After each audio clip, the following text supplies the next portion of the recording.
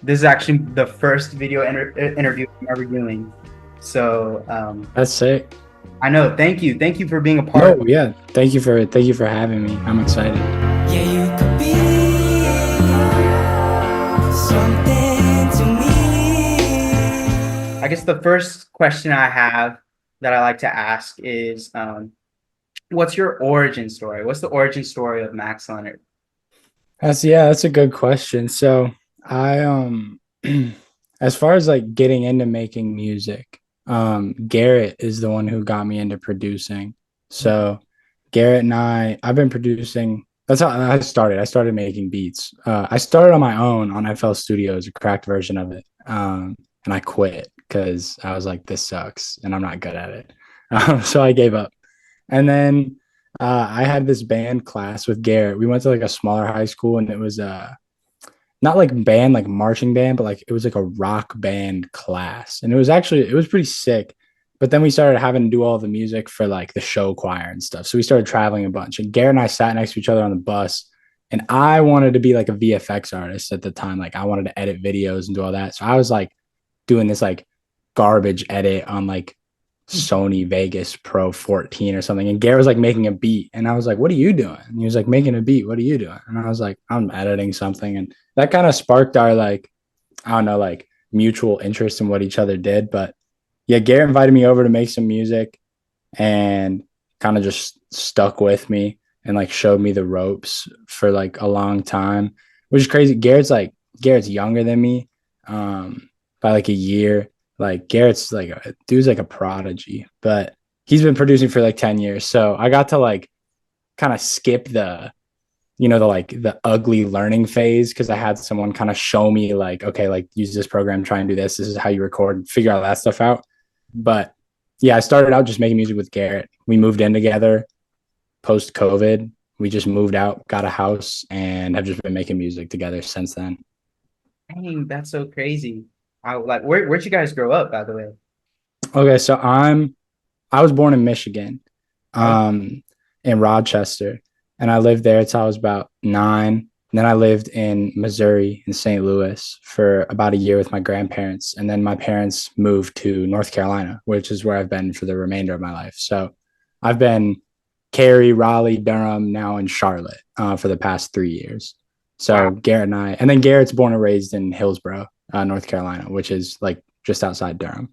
Dang, yeah, I feel like I'm still very sheltered on visiting a lot of the states, especially in the east side, because I don't know. I guess I'm just stuck in California. I I was like, gonna say I was looking. I was like, you're either in California or like yeah, Florida you with know, like that. the sun. Yeah, yeah, Yeah, I grew up in Northern California, and then I just went to school here in Orange County in Fullerton. Um, nice. but yeah, I think that's a part of like the music, especially you and Garrett have been producing. I feel like it's like perfect for this weather. I don't know if that makes sense, but it's like No, yeah, the vibe, like especially with biking with Francis. Like I think hmm it's just totally got that pocket that I've been missing since like Tyler and Steve Lacy, all that kind of era in high school. And you guys yeah. revitalized it, made it your own, and I that's something like I haven't seen barely anyone do lately. So it's really cool that you guys have got that on lock. No, that's awesome. I appreciate that because we also are just we're just two dudes who like, and also now with Josh, like we just listened to Tyler and Frank and Steve in Yeah, high school and like Brockhampton. Like we did all that, and like now we just are trying to emulate a fragment of that ourselves in our own way. So I make it I definitely resonate with you. Like nothing felt like listening to like that early Steve Lacy demos. Like that exactly. it's just like 2017. Like it just there's like such a memory associated with it, and like a feeling and like the colors, everything just like works together. Yes, I'm so glad that you get that because Yeah, bro. I'm trying to find more artists that embody some of those sounds. But yeah, you guys totally have it on lock. I'm actually That's curious. awesome. How did you guys meet Joshua or Josh? Yeah, so I met uh I met Josh. There's this guy, his name's Felix Wood. He's one of those like the way I always describe him to people who don't know him is he's that guy that like if you're walking down the street, there's like one out of every two people is gonna say hi to him because they know him. Like he just knows everybody. And so I had been making a bunch of beats, and like I can't rap. I've never attempted to rap, but those are like some of my favorite. Like I love soul, like just chopping up like soul samples, just Yeah. like making drum loops, like just doing that stuff just because it's fun. And some of my favorite artists like are in that lane. And I'd asked Felix if he knew anyone who would like want to rap on some of my beats because I'd been working with Frank for like a few months at that time, and I was trying to like Frank, had that like indie R&B like pocket, and I was like, all right, cool, I've got that. Let me see if I can get into like a more like hip hop like trap pocket with somebody. And he sent me Josh's Instagram, and I was like, oh, like this dude looks cool, like he dressed cool, like he seems chill. And then I saw we went to UNC Charlotte, which is like 5 minutes from where I stay now. And I saw the Norm Niner mascot in one of his pictures, and I was like, oh, like he goes to Charlotte, like he lives in the same area as me, like that's fire. So I just like got him to send me his information and everything, and it was summer break. So I was at my parents' house. So the first time we ever hung out with Josh, he came over to my parents, and I was like, hey, like we're about to go upstairs and like make music. So like that was our first time ever meeting him, was like cooking up with that. And the first beat I ever sent Josh was the original cut for Pearls off of our Honeydew album. So that was our like first ever interaction, was that beat. I sent that to him when Garrett, Frank, and our buddy Sean were in New York. I'd made that on the plane, and I was like, someone's got to hop on this, which is crazy because then it became the first song of our first ever project together. So full circle moment. But yeah. That is so cool. Yeah, no, like, I think, I don't know if I was there before. I think I was kind of there before biking with Francis and like seeing it come out. And like, I remember like, I think I knew Joshua Raw from that Jeb track. And Oh like, yeah. Then I got Revenge.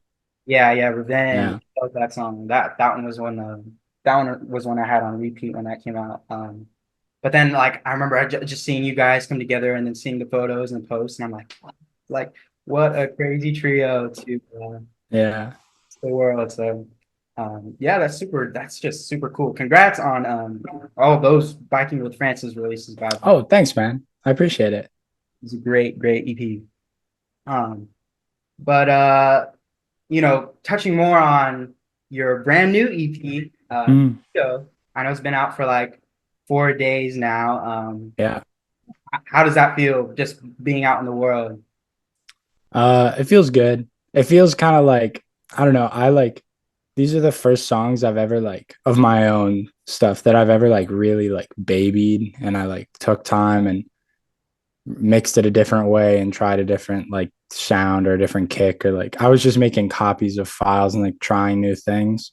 And so by like once I submitted it, I was like, I'm over this. Like I'm tired of it because I've just heard it so many times. But that's how it goes. I knew like once it came out, I'd be excited again. And I was just at the beach for the past week with like some of my like best friends. And so I got to like experience it coming out with like some of my favorite people. So that was really cool. And it feels good. And it's kind of got me excited to do more. I told myself I would drop 3 projects this year, and I intend to keep that promise. So that's one of the 3 down. And so it's kind of got me ready to keep pushing. Yeah. But yeah, I'm excited. Yeah, honestly, I'm like, I mean, I have no experience, producing or anything, but like, I feel like your output, like, you put out more than most artists. Yeah. And the authenticity and the originality of the songs are still there. So I'm like, wow, like, what does the songwriting process look like for you? Like, were most of the songs on this project, have they been in the works for a while now, or when did you first officially like, I'm gonna start working on JUDO? Yeah, for sure. Firstly, I appreciate that. That's very kind. And yeah, I don't know. I had been out of making music for a bit. So I graduated college last August. And my like last few months in college, I was kind of just like doing college stuff, like I wasn't really making much music. I kind of had like fallen off of it a bit. But then we started doing the biking stuff, and that kind of reinvigorated me, like, okay, yeah, like we got something, like I can do this. Like I enjoy doing this. Like this is like part of me, is like making things. And so that really, like, I owe a lot to Garrett and Josh for kind of getting me back into like making music mode. And it just hasn't stopped since then. Like, I feel like everything, like you were saying, talking to our output, when it's Garrett and I working together, we'll just take turns switching who's in the chair. And so, like, I feel like everything gets used. So I'll try and like just start like, I don't know. Okay, I'm getting sidetracked, but a lot of these songs came from this thing called Beat Day that we do, which is like, it's a joke among our friends now. But like, we have this group chat and it's a bunch of like local Charlotte, like producers and just people who like music and like make music. And we'll just be like, pull up to our crib Thursday's Beat Day. And we just like make beats all day and just like make music and just hang out, like whatever at our crib, like play Smash, like just do dumb shit. You know what I mean? Process. That's And we something. just like, yeah, bro, because we want like, I don't know, it was just Garrett, and then Garrett brought me, and then it was me and Garrett, and we were like, dude, it'd be so cool to like have a group of people to like do stuff with. And then we met Josh, and then like my buddy Doug lives like 3 houses down, like he's a really talented producer who comes over, and then there's the artist Iso Means War, who's on the project. He's Josh's roommate, like he comes over. This other artist, Rotwick, lives in the area, so we just have a bunch of people coming over. And I looked back because I just like say things like Beat Day, blah blah blah, with some random name like this shit ass or something stupid. And I looked back and I was looking through Beat Day beats because I was like, I want to make a project. Like I want to make something. And so like three of the beats I'd started on Beat Day were Ballad, Cold Shoulder, and Lovesick had all started from a Beat Day where I was just trying to like, all right, cool, let me make a 15-minute loop and then start something else just to kind of get the juices flowing. And so those three kind of started and stemmed from there. But so of the 5 songs on the project, all of them except the intro, I've been working on since like October, kind of on and off. I made those core 4 and I was like, cool, I'm gonna make an album. Like I was like, I haven't ever dropped an album like solo. I haven't made music in a while. I'll just come back with an album. And then like given the landscape and how things work, I was like, I'm not gonna put in all that effort and then like not have it listened to. You know what I mean? Like, because that's like and pretty like sucky when that happens. And we have been doing the biking thing with like the EP format where it's like, okay, 2 singles EP, 2 singles EP. And I was like, you know what? I'm gonna just do that. Like, I'm just gonna do that and see what happens. And so I took like I had originally like 12 songs and like 12, 11 songs and like beats and like just stuff like that that was gonna be JUDO like an album. And I just talked with Matt and like Garrett and Josh and like saw which ones got the reaction and the ones that I knew that I liked the most and just trimmed the fat. And so it was just going to be the 4 songs. And then I started making Jet Flux and I was like, this is cool, whatever. Let me just throw it on it because I liked it. So that's kind of like, sorry, I went all the way around, but like, yeah, Beat Day, 3 beats, wanted to do an album, trimmed it down. Like that's how we got the 5. That's so cool. Yeah, that's a very interesting process, especially like, you know, going from like, oh, I'm gonna make an album to having just like, I don't know. I feel like me personally, just hearing that, yeah, honestly, you made the right decision. I mean, those Yeah. even besides the intro, those core 4 tracks are like just mind blowing to me. And um, I mean, matter of fact, I could go track by track. I love each of the tracks. I think it's crazy that you like just worked on Jet Flux. Yeah. And I love that song personally because when I went to just listen to the project, I Mhm. my headphones and like I just hear like that amp sound, like that's like euphoric, like I don't even know how to explain just those chords, and I'm just like, wow, bro, like what a great That's awesome.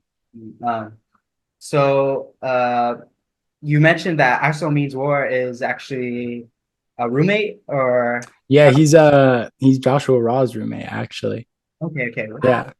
Yeah, him and this other really talented. They all actually he has 4 roommates and they all make music. That's Yeah, it's Josh, ISO, this dude Rotwick, who's crazy talented, and this guy Darian, who's a producer. Like they all like make music. Um, we play basketball every Fridays. Like we hoop. They come over for beat day. Like it's cool. It's a cool little environment. dang, that is so cool. Yeah, I mean, was it was that collaboration in particular like one that was planned between you both, or you were like, all right, like I had Jet Flux already and I just wanted you on it, or did you kind of produce that to have him on it? How did the process for Jet Flux come about? Yeah, so I've wanted Isomeans War on like anything for a while just because I've got like his Untitled, so I like run his vault Oh, and you, like I love it. dude, like if he like dropped his like vault, it would be crazy. Like it's Dude, crazy. Like he's just super talented. Um and he had made this song with his roommate Darian called Call the Plug, which is like it will be in my top five. Like I'll text it to you after this, but it will be in my top five, like discuss like Spotify, rap shit. Like it will yeah, be in mine. Cause yeah, I just run it like every day. And so like I just heard that and I was like, damn, like it would be really cool to get him on some shit. And so I texted him like, yo, I'm about to make something and like you're gonna hop on it. Like, let's do it. And he was like, bet, say that. So like I started cooking it and I'd sent it to him with the part with the drums open and the outro open. And I was like, I'm thinking like, okay, he'll want the part with the drums, and then like I'll take the outro. And yeah, he like texts me. He's like, he was in class and he was like, bro, like I just listened to this shit. Like I need that outro. Like let me hop on the outro. And I was like, oh, like I have no idea what he's about to do, but like let's see. And like I was really hyped because he's just super talented dude. And I was with my buddy Caleb and Raleigh. We just went and got sushi and we were whipping. And he texted me. He was like, hey, bro, like I'm about to sound the rough mix. And we were like, all right, bet. And Caleb and I just drove around for like 30 minutes just listening to it on repeat because we were just like, wow, like it's just so catchy. Like the way he like comes in his ad libs, like yeah. it's just like, and it's such a like, I don't know. I feel like in the context, like that song goes all over the place. Like it's like you said, it like revs up and then there's like kind of soulful. And I like try and sing my little heart out. Then my 15-year-old sister sings, like that's my sister on it. Yeah. Who like does like the B part and then the drums come in. And then I try to like, do smooth little pitched up Frank Oceany ass like vocal thing. I And then know it that's like signature for you though. I love that. I love that. I do. I appreciate that. It's my buddy Doug calls he's like the baby voice. Like, they Yes, got the yes. baby voice already. Like I try and be on the baby voice grind. But That's yeah, Mike just it was premeditated, but it ended up becoming something different. And what I love about like just making music is I'd send it to Mike with like predetermined, I don't know, like expectations of like, okay, like it'll go like this, and then he'll send this, and then I'll go on this part. And then he just was like, no, I want this. And then a couple like hours after, he was like, dude, like this part's a little weird. Like, I don't know. And we both just were like, the coolest stuff happens when you like try something a little out of your comfort zone. Like just try something. And he did. And it's become one of my favorite like songs I've made for sure. that is so cool, man. Yeah, I know. Like I think like you said, like this is the first I've heard of ISO, but dang, that verse was really, really catchy. And I'm like, Mm. I'm looking forward to listening to the song. To the other song you said, what did you say it was Ring the Yeah, it's called Call the Plug by Oh, ISO Means War. Yeah. sick. That's It's sick. good. I'll text it to you. I'll text it I'll to you pick this after. to you for sure. Yeah. There's another feature. This artist Mhm. know with Louis Phoenix. Yeah. I've actually, it's like not a full circle moment. I don't know how to explain it, but like I listened to Louis Phoenix because my friend, I have a mutual friend with him, and like Mhm. we were listening to, I think it was Butter Chicken. Like that was the first song I've heard. Wow. Yeah, that's a Yeah, older one yeah. too. Like I was there Yeah. for it to be released. Like I remember Wow. the video. So I'm like, wow, like I love Louis Phoenix. Like, where is everyone supporting Louis Phoenix? Like I'm waiting for him. I'm saying, man. I know, but then I think like one day he like posted a story of you guys in the studio, and I was like, what the heck? But that's That's so cool. how are you, I'm just curious, like how did that relationship form? How did you get to meet Louis? Yeah, so again, credit to Matt. Matt like just texted me randomly one day and he's like, bro, like listen to this project. Like this kid is different. And I was like, I bet. And he like sends it to me out off rip. I'm like, he's on a bike. The colors look dope. Yes, Like, right. I'm like, all right, cool. Like, I like this. But yeah, it was Delivery Boy, his EP. And I remember running it through and I was like, I just like, I was like, I checked his monthlies after because I didn't know Matt just sent me the project. And so he's like, this kid's different, blah, blah, blah, blah, blah. So like, I listened to it. I'm like, wow, it's just so well produced and like put together, and the songwriting and the mixing is really good. Like everything, like Pillowcase was my favorite song first listen through. Um, so I was just like, wow, like this is amazing. Went checked this thing and he had like under 1,000 monthly listeners, and I was like, this is crazy. Like, so Matt got me in touch with him, and we just started chopping it up. And we were about to go out to California, just to work on some stuff. And so I was like, hey man, like we'll be out there, like let's hang out, come to the studio. So that was the first time we ever met him. He pulled up to us at this studio. Called Slingshot in California. That's really dope. And we just like made music for like 10 hours and just chopped it up, got lunch, like hung out. And then it was like, you want to come back the next day? And like the next day, like, so we just ended up hanging out for like 3 straight days. And yeah, so we kept in touch, and then we went back to California, and then he came. We went back to California 2 more times, kept seeing him. And then we were working on Brunette, the biking project. And we were like, dude, let's get a Louis feature. Like that'd be hard. And so he hopped on Synergy, and we recorded that. And then we were like, dude, you got to come out for the show, like because we were gonna do our debut Charlotte show the night the EP came out. And Matt was kind and flew Louis out, and so he like stayed at our crib. Like he stayed in my studio, like the room I'm in right now. Like he slept in here. Performed at the show with us, and yeah, we've hung out multiple times since then. We have a few songs together. I would have loaded up this EP with like me and Louis songs, but I was like, I can't like overdo it. You know what I mean? Like I need it to be like spotlight. And then, but yeah, that like I love you and I, but it's not even my favorite song we've made together. No, Yeah. that's crazy. Yeah. That's crazy hearing that, because I think you and I, like, that's, I mean, out of all the tracks on the EP, like that's the one for like the lovers. Like if you're gonna put on a song, while the sun is setting, like that's the song. I mean, the way Louis comes in, it's like I'm first of all, his voice is always sounding like honey, but Yeah, it's crazy. yeah, on that track in particular, yeah, like when did you guys start working on you and I actually? Yeah. So I had the chords for you and I. Originally it was going to be this folky kind of like this was like a year ago. It was like going to be this folky kind of like Beatlesy like 70s kind of like, and I had those chords, recorded it. It was cool, and it didn't move me in any way. Then I was back at my parents' house, and my sister has a setup, but it's like it was more condensed. She has a way nicer setup now, but it was like a USB mic. And so, and no audio interface. So I recorded like electric guitar into the like mic and all this stuff, and like made the first kind of demo of you and I probably a year ago. And the original one had Frank on it.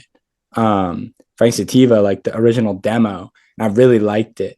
But then I just reworked it and re-recorded it, showed it to Louis, and he was like, I'd love to like work on this. And I was like, dude, why not? Like, let's just see where it goes. And so we kind of like came together and just worked on it. In like October was the first little like touch up of it. And then when I was just back in December, we did some more work. And then I was back in February. In February, we finished it. We just like did the final recordings and everything. We actually went and linked up with this guy, Johnny Shore, who's a like crazy talented like producer and engineer and just like instrumentalist, like just like one of those people who like makes you think about things from a different angle, which I love. Like I appreciate that so much. And he was kind enough to invite us to his studio and work on us there. And so we finished the song with him, which was really cool. And I also have to shout out Garrett's brother played guitar on You and I, did some licks and stuff as well. So You and I is the biggest group effort song on the project, but I'm very proud of it. That is awesome. Yeah, no, definitely one of the standout tracks. Honestly, all of them are standout tracks. I don't know what I'm saying. Like Nah. like I mean, Cold Shoulder and Lovesick were the singles, and Mhm. I thoroughly enjoyed watching the music videos for those. Nice. I'd love to talk more about how those came about. Yeah. Like how did you come up with the ideas for like the black and white, and also who was the I think it's Chris is Yeah, I got two Chris's. I got two Chris's in my corner. I got so there's Chris filmed that who did Cold Shoulder and the promo video for Cold Shoulder. And then there's Chris Steelframe who did the Lovesick video and the Lovesick artwork and the EP artwork. So I got put on to Chris, filmed that through my really good friend Alex Pitney. She's actually the girl in Cold Shoulder that I'm ignoring the whole time. So she had done a Biking with Francis photo shoot, like our first one ever. We met in college, and she was like, "Oh, I got to introduce you to my buddy," because I had just been talking about like, oh, I need to do some like promo videos for my solo stuff and blah blah. So she just linked me with Chris, and then Chris and Alex came over one night and we did the Cold Shoulder promo video. And Steel Frame was supposed to be there, but he couldn't come. And so we were like, like we'll meet soon. Like, don't worry about it. So we worked on that. Then fast forward this past February, I'm in California and I'm at Paco and Shy High's show. And I'm at the bar with You were there? Yes, sir. Yeah. Damn, I didn't know that. Paco fan. No, honestly, I think I was like, I came late. So I was just like, it was just like, I got caught up with work and like work. Oh, damn. Yeah. I literally came like for Paco's last song. And I was just so sad that day. I was like, man, I have no energy. Like, I can't believe I missed it. Dude, yeah, Paco's great. But we were at his show at the bar, Josh and I, and dude comes up and like starts talking to Josh, and he says his name's like Chris, and I like looked and I thought I recognized him, and he was like, "Are you Max?" And I was like, "Yeah," and he was like, "I'm Steel Frame, like nice to meet you," and I was like, "That's crazy." So like he was supposed to come to my crib and like help me work on like the Cold Shoulder promo video, couldn't make it, and then like we had no idea we were both in California, but like just saw him, and so I was supposed to do some shoots with this dude, but that fell through. So he was like, "What are you doing the rest of the time you're here?" Because I was gonna be there solo for like 8 days. And I was like, honestly, dude, like now I don't have like shit going on. Like I was gonna do this, blah, blah. And he was like, well, let's work on something. So we just got to talking. We are like, let's do like a Lovesick promo video. And we are like, bet.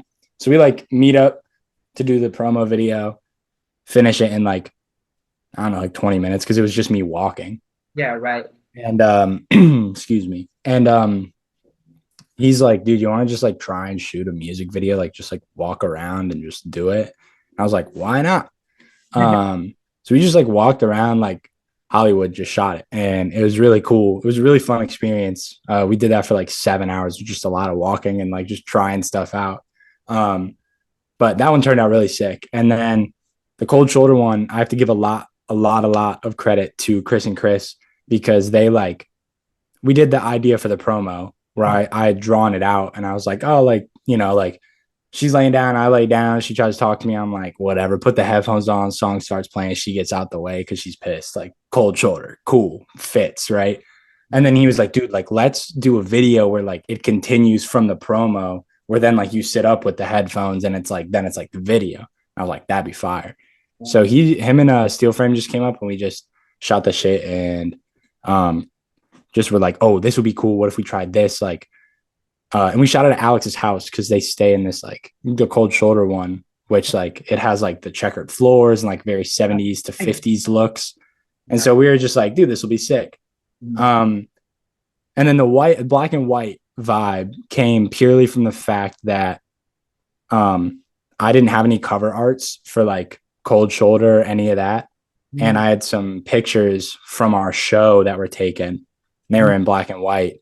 And it looked cool when I like zoomed in on like the back of my head and whatever. And I was like, cool, like this will be the picture. And then I was like, you know what? Like, I'm just going to run with that. And then there's also this French movie called Boy Meets Girl from like it's like 1984. Yeah. And I took a lot of like, if you just like looked up a scene from it, you'd see the dude's in like a pinstripe collared shirt and like has these headphones and a tape machine on his shoulder. And so like I kind of just stole his whole swag for like the like vibe of the project. But right there, I had never heard of it, so you just put me on. That's exactly. But yeah, they're both super dope. And like that was just our first things we've done together. Like so, yeah, I'm excited. There'll definitely be more with them for sure. Hopefully, there's more music videos if not for this EP. I mean, unless you have a plan, but who knows? Who knows? But yeah, no, I think Lovesick. I just wanted to touch on that too. Like Lovesick, Mm, like I don't know, it's just such a catchy track. I think like what I really admire about your production is like you mastered song structure and especially outros. Like mm, there's I don't know how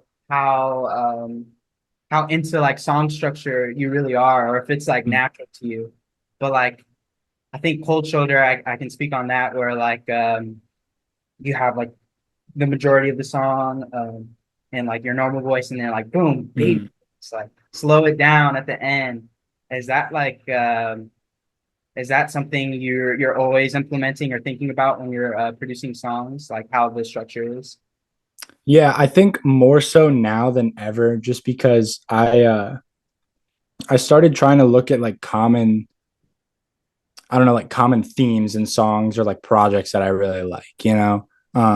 The same way that artists who like painters will pull like different inspiration for like just try and like look at things in a different way and just realize like some of my favorite artists, like their song structure is like Frank Ocean, like Yeah, his songs, like unless you're looking at like a Novocaine, which is kind of like A yeah, B A B and then like bridge and outro, like you've got like Siegfried. That's just it continues moving forward the whole time. Like it never doubles back on something it already did, you know?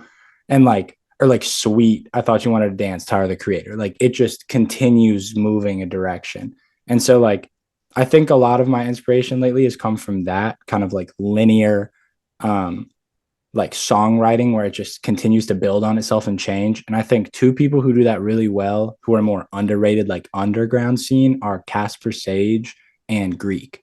Are two people who I really like how they like handle their songs, and how they move through that world when they like create something. It feels very like, you know what I mean? Like that yeah, no, storytelling almost. And so yeah, that was something that I looked at like, okay, like these are my favorite artists and these are artists who are like, bigger than me, but still like underground who like I look up to. And there's like a common denominator of like the song structure being a little different.